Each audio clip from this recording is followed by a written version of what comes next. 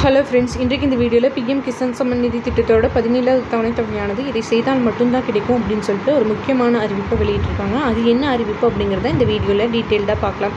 மத்திய அரசு விவசாயிகளுக்காக பல்வேறு நலத்திட்ட உதவிகளை வழங்கி வருகிறது. அந்த வகையில் பிஎம் கிசான் சம்மன் நிதி திட்டம் மூலம் கடந்த 2019ஆம் ஆண்டு முதல் தொடங்கப்பட்டு தற்போது வரை வெற்றிகரமாக செயல்பட்டு வருகிறது. இந்த திட்டத்தின் மூலம் வருடத்திற்கு 6,000 ரூபாய் 3 சமத்தவணைகளாக 4 மாதங்களுக்கு ஒரு முறை நேரடியாக விவசாயிகளின் வங்கிக் கணக்கிலேயே செலுத்தப்பட்டு வருகிறது.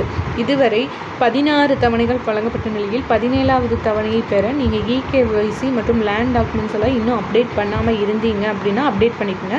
இப்போ அப்டேட் பண்ணினீங்கன்னா ஒரு சில தவணைகள் ஏதாவது காரணத்தினால அப்டேட் பண்ணாதனால கிடைக்காம இருந்தது அப்படின்னா 17வது தவணை வரும்போது உங்களோட அக்கௌண்ட்டில் அதையும் சேர்த்து கிரெடிட் பண்ணிடுவாங்க.